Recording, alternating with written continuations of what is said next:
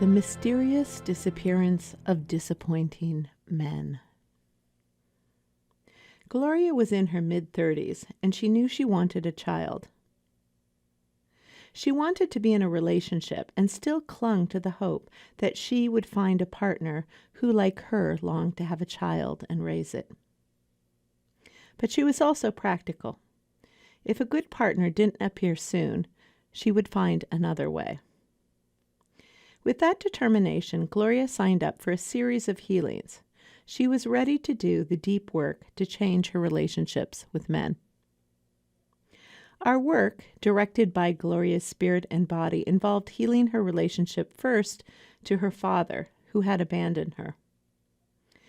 We had to travel back in time to connect with the child that still lived within her, who wanted and did not get her father's attention or love.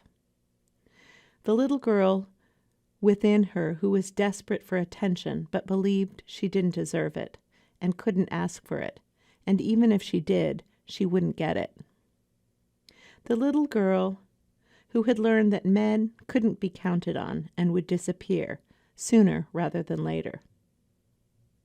And so most of the relationships that she had with men in her adult life reflected her little girl's belief and experience. I've heard it said about relationships that we often attract wound mates, those who are an energetic and emotional match to us, who are continuing to play out the same dynamics that wounded us initially. We gravitate towards what we are familiar with. That feeling you get when you meet someone for the first time and you feel like you've known them all your life? Watch out.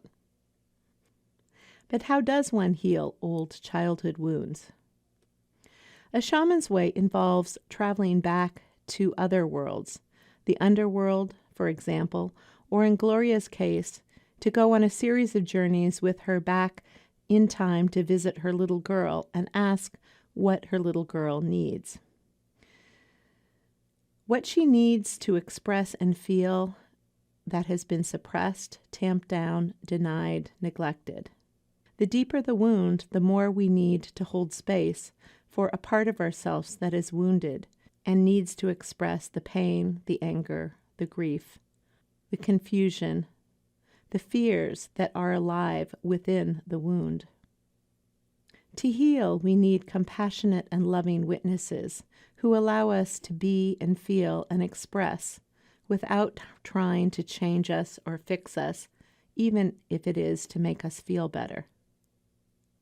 So this is some of the work that we did, learning from Gloria's little girl what had happened to her and allowing her to express her feelings and have them recognized and validated. We can't heal a wound we aren't willing to feel, so feeling and allowing is a big part of what it takes to move through the wound and allow those feelings to change and transform. We also had to do some work to forgive her actual father and to learn how to give herself what her father could not. He could not give her the careful, loving, affectionate attention she needed as a little girl. But as an adult, Gloria can give that little girl her attention, affection, and love. That is the other part of healing, creating a new situation where her little girl feels that she's cared for, and the adult Gloria learns how to take good care of the child self within her.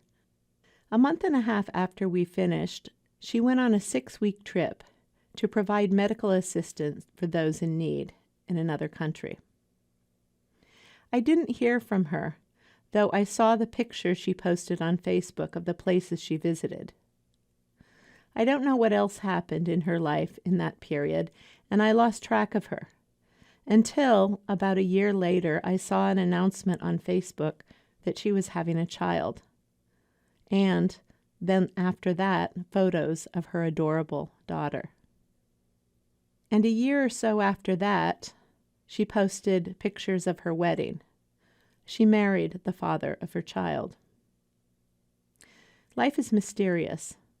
There are so many unseen hands at work in our lives. When there's a major change, we look around for a cause, a reason, something that we can point to that is responsible for why something happened or didn't. But there's never just one cause. Perhaps the stars aligned and Gloria got what her heart most desired. But it didn't just happen. She made those circumstances possible. Her work to heal her past, I'm sure, changed her future and created what you might call a magical transformation. It's magic, but it's magic she made possible. I'm Suzanne LaGrande, and you've been listening to The Shaman's Notebook. For more insights and adventures into healing, subscribe below and visit me at SuzanneLaGrande.com.